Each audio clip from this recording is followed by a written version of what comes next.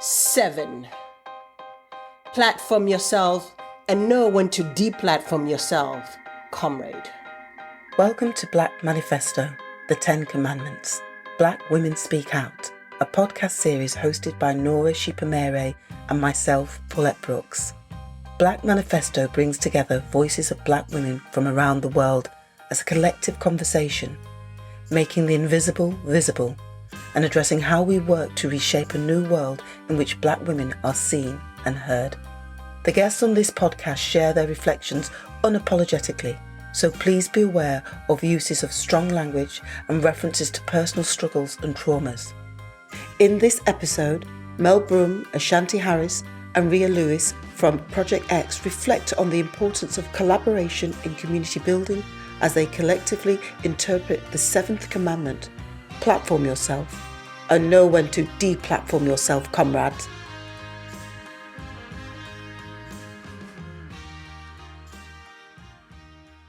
Platform yourself and know when to deplatform yourself, comrades, is the commandment for this episode.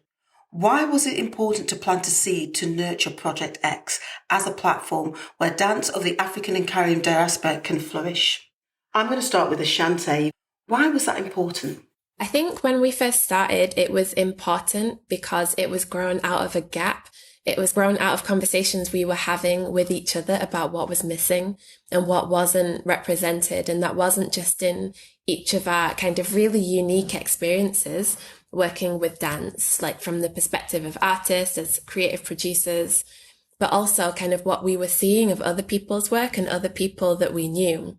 We were constantly being told, oh, this doesn't exist. This isn't here. Nobody's really doing that. And we knew otherwise. And I think the first part of planting that seed was to show people that that was wrong, that what they were saying was wrong, that there are people doing dance of the African and Caribbean Diaspora in Scotland. And not just that, there's like incredible people doing really amazing things. And that answer just wasn't good enough. Mele. To expand on that, it's actually quite different from what Ashanti said, which is what's beautiful about Project X. We all have very different voices and very different perspectives, and they somehow just marry together, and then we're producing stuff. So that's what's wonderful. For me, it was like, yes, there was a gap, but it definitely was in fury. So when it was this idea of like planting a seed was more like wanting to present not just a representation of the African Caribbean diaspora, but also that there was an opposing voice and an opposing opinion to what was happening. So as we'll probably talk about a little bit further about our different practices coming together, I am quite maybe the most emotive in the group.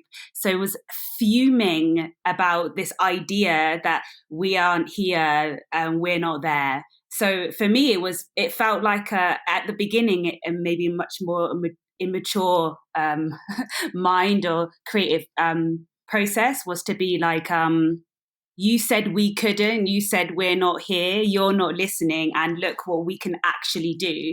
And how can we hold ourselves without needing you? How can we present ourselves without utilizing the resources in the same way? Though we know we need finances, we need space, we need all these things to grow. We also know we don't need to do it the same way. So we want to do it independently in partnership.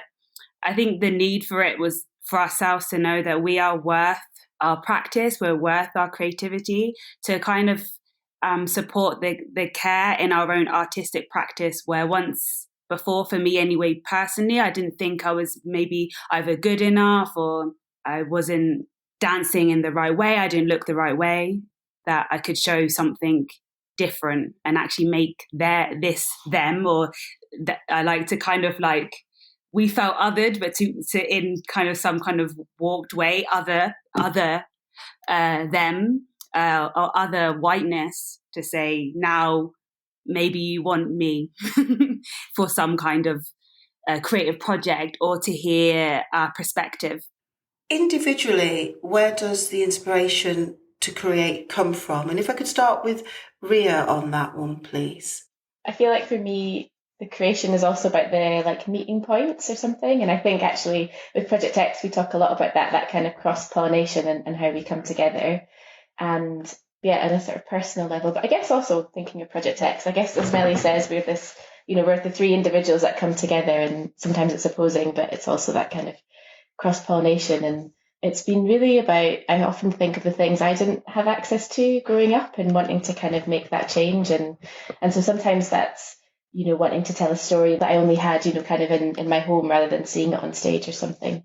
But I think also a big thing maybe for inspiration to create is kind of reimagining different ways of doing things. And, sometimes that's kind of in a sort of sci-fi, Ashanti, I know that I love sci-fi, but sometimes it's just that kind of, other types of reimagining, how we can operate, make work differently, as well as the type of work that we're doing. So in some ways, I think all three of you are saying that, it's about the fact that you're very visible, but you felt very invisible. And Project X was making the invisible visible. Do you want to talk to me a little bit more about becoming visible through creativity? Yeah, that's a really, it's not that it's a hard question. It's almost like it's a really complicated subject, like this kind of thing of visibility and invisibility. Because, especially thinking back about this last year and what that's been like, and thinking about everything that happened in the summer with the Black Lives Matter movement and what kind of happened in response to that in the art and dance world in Scotland, like in this world that we exist as part of.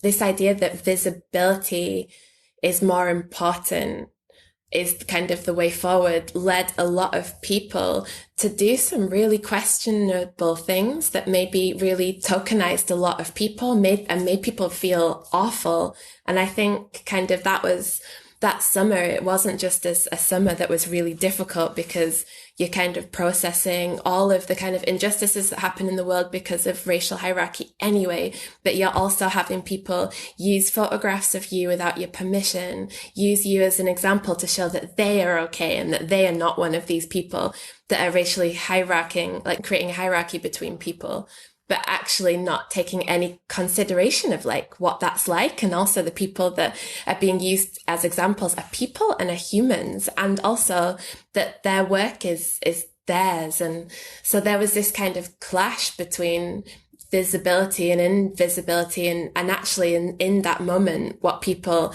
were kind of understanding as the importance of visibility was actually really, it felt really detrimental, it felt really painful.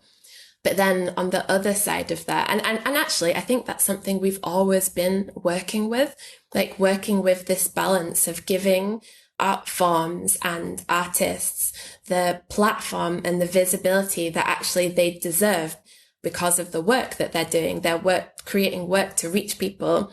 We want to reach people, but also that being done in a way that is caring and supportive and not tokenizing. And also that's done in a way where essentially the people who have a message to share, have an artwork to share, are in control. So for example, us being in control of what we're sharing with the world, but also if we're working with artists, them being in control as to the moments when they kind of are stepping forward and presenting themselves as a Black artist, and the moments when they're stepping forward and presenting themselves as an artist, and knowing that both are important and it needs to be done with care and consideration.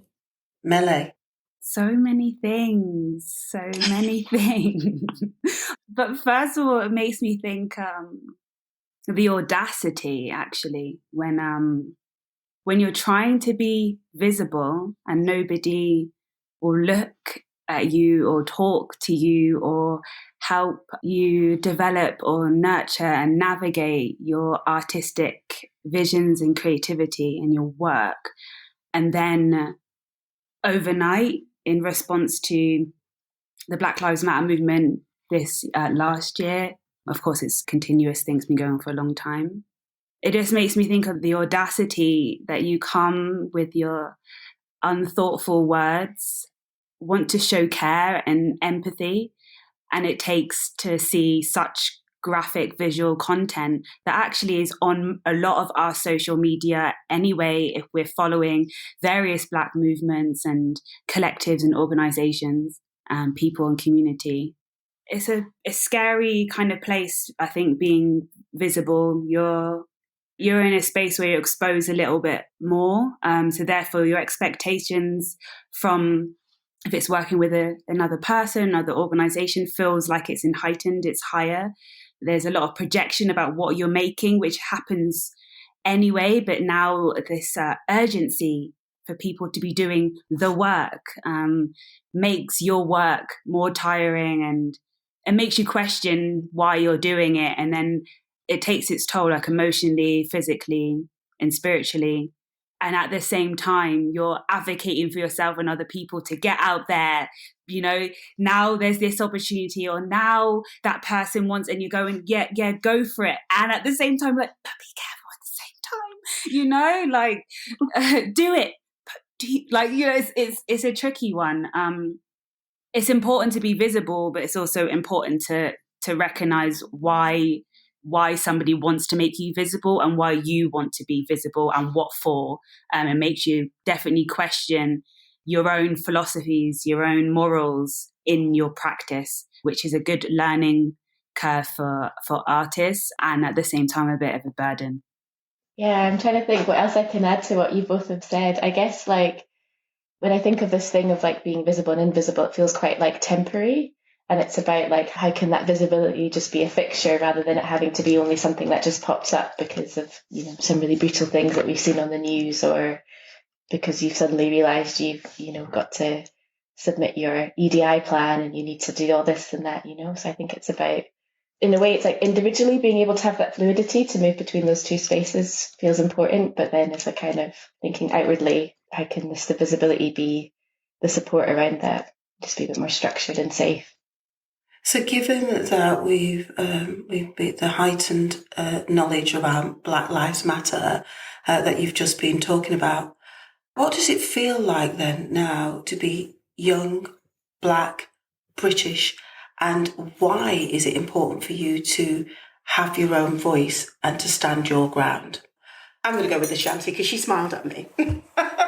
If you use that as a rule, I will always go first because I don't think I smiling.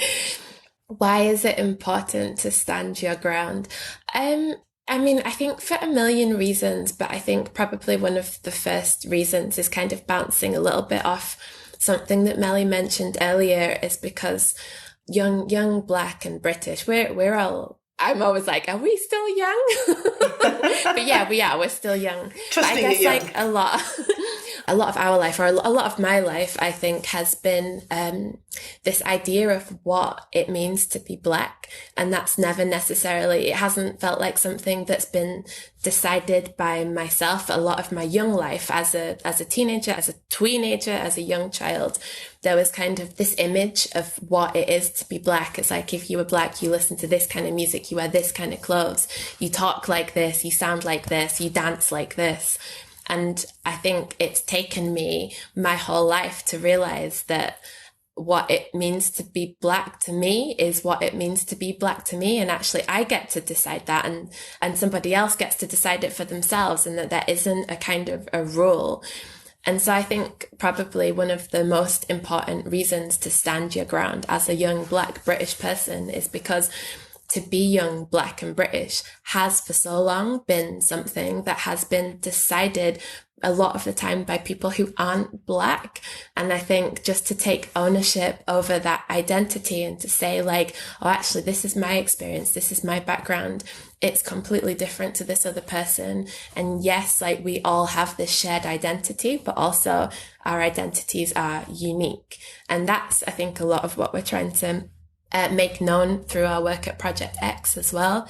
We're kind of platforming and educating around dance of the African and Caribbean diaspora, but from the understanding that dance from the African Caribbean diaspora, it has a shared kind of identity, but that doesn't mean it looks the same, sounds the same, is the same. It doesn't mean anything. I suppose it's more like it has a relationship to the identity that is creating it and their relationship between other people, rather than it being any kind of one defined thing. Yeah, it's interesting because I would also say that wouldn't call myself British, I would call myself Scottish, and this thing of being young, black and Scottish. And actually, I think just thinking about that visibility, you going back to the other question, and there's a real, because there's been like a real amnesia in Scotland about, as a society, being like, oh, but there's not been any black people here. And it's like, there's been black people here for centuries. And so there's like actually that thing about visibility and reclaiming space and standing our ground to say that we're here. And as, you know, Ashanti was saying, and all our kind of individuality and multiple identities and all that encompasses. Yeah, it's a few tangents to it. It made me think about this idea of young that Ashanti mentioned. Yeah, we're young. We're 32-year-old women that also have youngers, that also have to think about what we already know, and also, and like stand. I feel like our generation thinks about wisdom and their identity in this beautiful, fluid way with people that I've had the pleasure of speaking to and work with, my two colleagues, is that however you want to come across, whatever you want to learn, however you want to grow, that it's not just the voices of your elders, it's the voices of your youngers, and that wisdom, it comes all the way through. So in saying being young, black and British, I stand for a ground that all of our voices are just as important, and we have to think about, as black people, the hierarchy we create within ourselves, within our immediate community, our local community, international and global community, in order to create, I guess, something more holistic, not to perpetuate anxiety, to grow confidence. So I feel like as a black British woman, I'm in a place of growing my confidence, ignoring what I don't like, and taking the bits that make me feel excited, listening to my elders and ignoring them, listening to my youngers and ignoring them, listening to myself and ignoring myself. There's no one right direction and one right answer to what my identity is. Like Ashanti said, it's like, you are whatever I am, and whatever I believe in is my Black British identity. So how would you define your community, your Project X community? How would you define that? Who is that community? Is it, you know, the elders? You talked about the youth. You talked about this fluidity of people and movement. How would I then define that community? In terms of Project X's growing community, it's definitely dancers and choreographers that have been on different platforms that we've been working with over the last maybe coming up 4 years, I think. But also it's like crossing over to other collectives. If I think about when I first moved to Scotland, was maybe like 13 years ago, it was difficult to understand, like going to any city, it was difficult to understand what community means to be now, and where is my community and how to find it. And it was tricky because some communities, it's like, oh, I didn't feel like I could be a part of that Black community because maybe I didn't go to church every Sunday, and I just had different ways that I wanted to exist. So it just came from the arts, and Project X helped me to see that my community was nearer. So it became through the dance. And then I think looking at it like slightly wider, there's another collective called Yon Afro, and we're made up with lots of different women from different backgrounds, different works in art. That space feels like it makes room to not always talk about dance or not always talk about art. Sometimes this space often talks about heavy things, but that's become like something very important. My community is not like how it was when I was at home, where I was like going to a social club and centre and doing lots of activities with my Black community there. Definitely through the dance or through the arts, and then everybody that's like else is like going like, where's the Black people? Where's the Black people? Like half of us like not being from Scotland but been here for over a decade, and we're like, then we just go, here we are, meet up on Sunday, let's chat. Yeah, it's like Lucy answering, and I'm still trying to figure out what that means to me. I think I really resonate with Mele in it kind of being in the arts, because I also moved to Scotland about 13 years ago, but kind of felt like I've had a community probably for the last 5. And I think part of that is through, I met Rhea through a friend of a friend. I feel like Rhea was always at everything, like at the center of everything, every kind of fun project that was happening. Rhea was this really consistent face when I was sort of just starting to work in the arts. And I met Mele through a job that we both did, performing in another artist's work. And we sort of, it's like as time goes on and we get to know each other better and we start to realize we're having the kind of same conversations. And I think we're all kind of separately I was working for an organization, Rhea's working for an organization, Mele's working in various places within the arts. But what felt like this common thing was that we were struggling to articulate to the organizations we were working with what felt wrong about things that were happening. Whereas we could come together and have a drink after work or have a cup of tea in a meeting and just talk about everything that was hard and understand. Like, it was like for the first time being in a room of people that I was working with who understood why something was hard, knew the exact right thing to say. We could even find a way to laugh about things, or we could find a way to cry about things. And for that to just consistently all be okay, because we were kind of coming from really the same place in different places, if that makes sense. And I think a massive part of the Project X community for me is Mele and Rhea, and kind of like finding a way of working that creates space for me to articulate these things that I feel when I work within the arts. And then as we've kind of grown and started to work with other artists, I'm also thinking of the kids that we work with as artists, because they're all like young people that want to create things and they're just really excited. And yeah, so like the young people as artists, the parents who literally join in the dance classes at the back because they know they can dance too, also as artists, and the artists that we work with and each other as like a community of people who want to like create and share stories and create, but also like the sharing being important, like with each other. So I grew up in Edinburgh and then moved to Glasgow, and I think growing up felt quite isolated. So in terms of like the sense of community felt a bit more, maybe like a bit more disparate or something. And this thing of like coming, and even though it's only like under an hour between the two cities, but actually that feeling of kind of moving to a new place and trying to find that community and or like finding what might, where I'm sitting within different communities. So for me, it feels like, a big part of it is also the artistic community, I think. And I think what feels really exciting about Project X is when we, because it's all about the diaspora. So it's always just this thing. I feel like our community is just always growing, which is just really beautiful.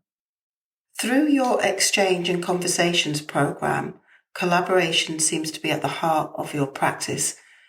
Why is there a need for collaboration? Because it's taking me back to community. Do you see that? I'm still pushing you. Yeah, well, collaboration is so interesting because I think it's like absolutely is really intrinsic in Project X, but I think also as individually in each of our practices, we are all very collaborative people, I guess. So I think it's been, and I guess with exchange and the conversation, it's that sort of meeting point. And I think what I like about collaboration is that there is that kind of sharing that happens, but it's also about you're showing up as like an individual, and then you're trying to find what that connection, that kind of catalyst or something. And even within that, it's about dialogue. It's about our, events we had in Symposium a couple of years ago. Let's move to more visibility and allowing that space for dialogue within the industry and amongst ourselves as practitioners. I think for me, a big driving force is always coming back to like changing and kind of moving forward and doing things differently and in a more exciting way. So I think by collaborating, you get a bit closer to that. It's such a beautiful and important thing because it makes you question yourself when you're collaborating and in conversation, in dialogue, those things that you think are right. And I can be like that, like, yeah, and this is it. I know what I'm talking about. And then I talk to someone else, I'm like, no, it's not. oh, like makes me reframe things and rethink about things and check myself, and that conversation expanding, not just here in Scotland and the UK, but having these conversations internationally, and making sure that I'm listening as much as speaking. Okay, I'm just going to throw another one in for you guys. What does empowerment look like to you? For me, empowerment is being recognized. I work in academia. I work as a researcher, and I'm really kind of committed to really getting into something and understanding it and like speaking to lots of people and getting as much information as I can. And I don't really like to talk about things that I don't feel like I have an understanding of. I'm up for having conversations, but when I'm kind of sharing something, it's because I've put a lot of time and work and energy into learning it and researching it and understanding it to a certain extent. And a thing I really often struggle with is people, for whatever reason, questioning my knowledge and my expertise in a subject.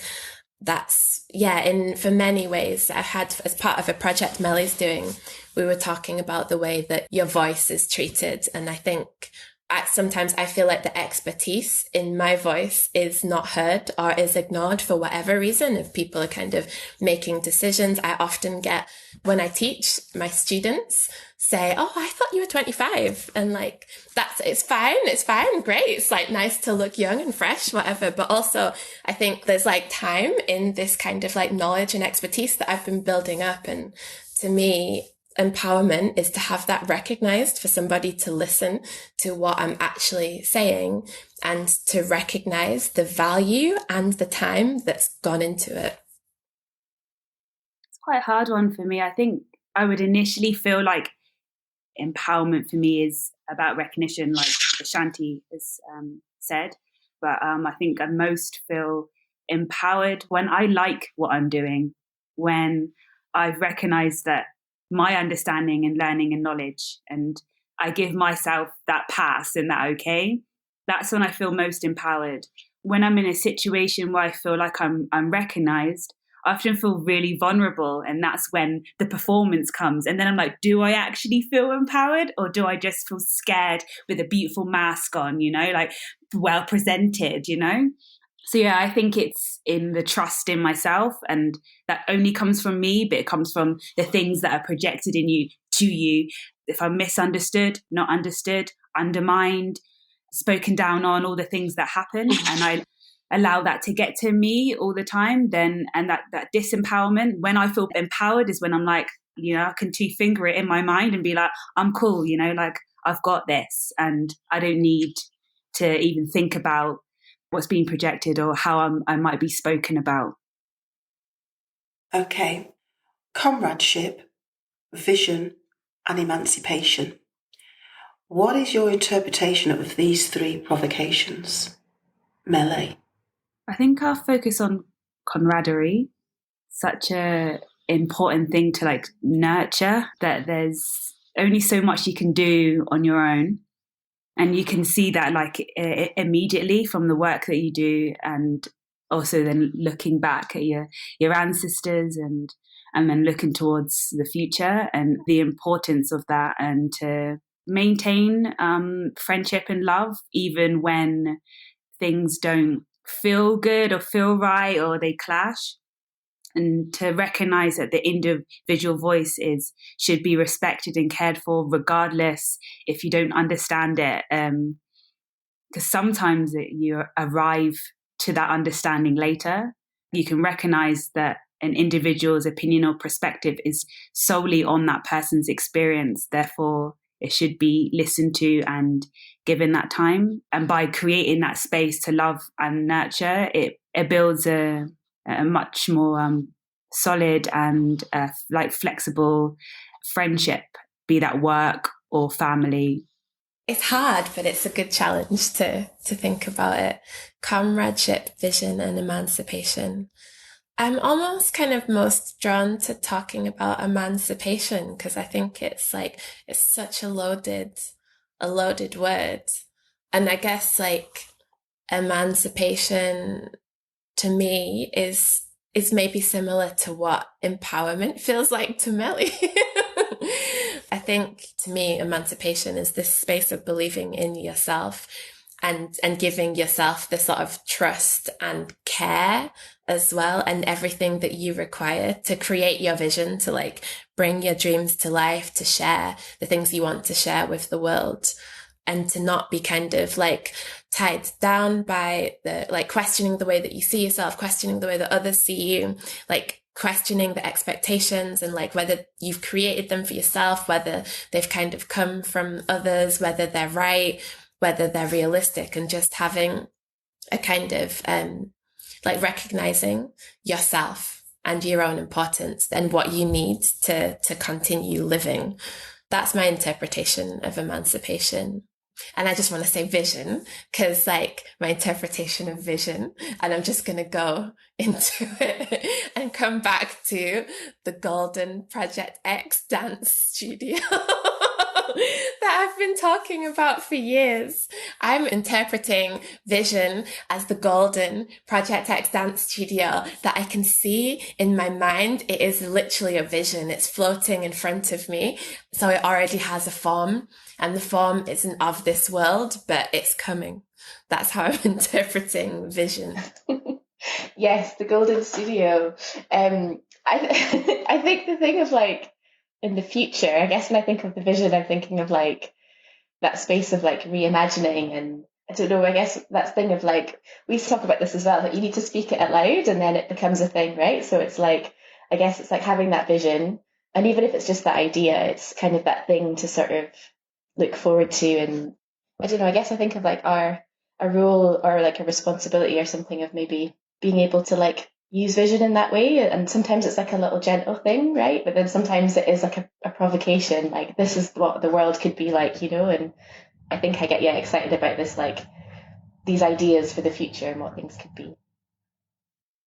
And finally, which is becoming a bit of a tradition in the Black Manifesto, what is a life lesson that you want to individually share with others? Can I give a couple? Yes.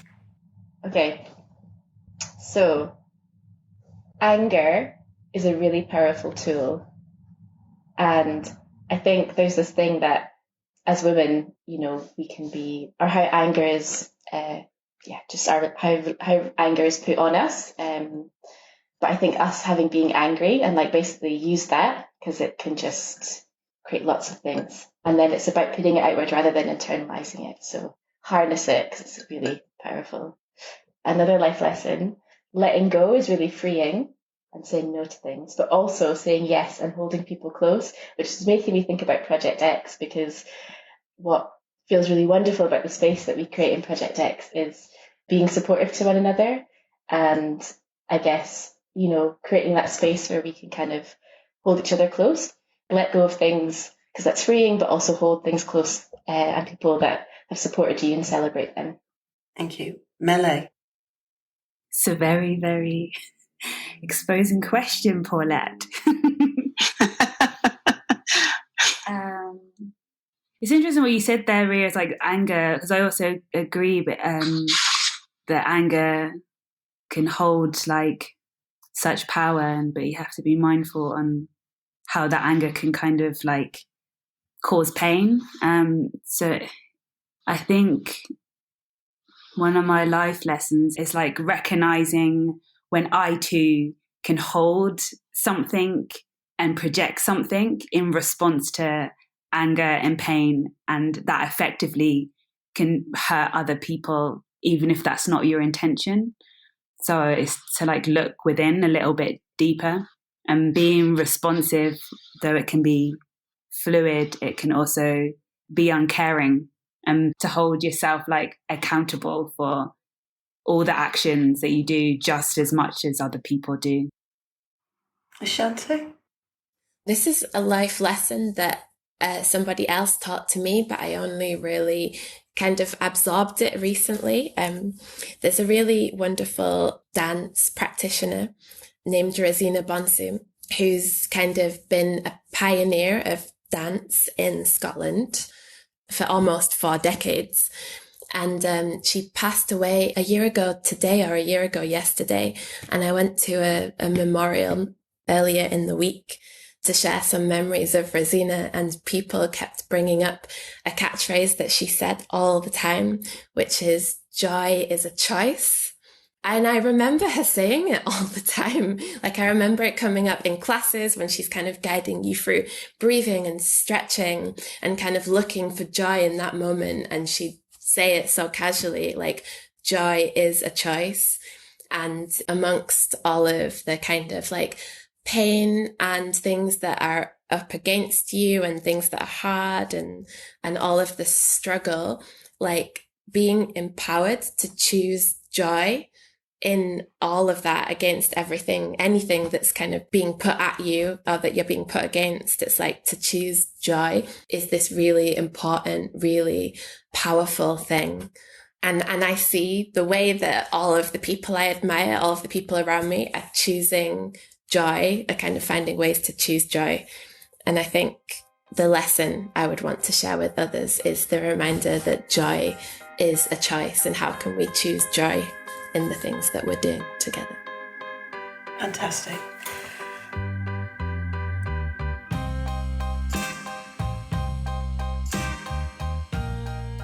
Thank you for listening. You can read more about Black Manifesto in Black Ink, a new publication from Serendipity, which brings together international voices from Africa and the African and Caribbean and Indigenous communities to discuss Black arts, heritage and cultural politics. In the next episode of Black Manifesto, we'll be joined by La Antoinette Steins for the commandment, family is all who can think with you. The Black Manifesto podcast is sponsored by the National Education Union. This podcast was edited by Hannah Heffman and Julia Letts at Better Lemon Creative Audio, with research by Mistora Allison and Amy Grain. For more information and content to support your own learning, visit our Resources for Change pages at serendipity-uk.com.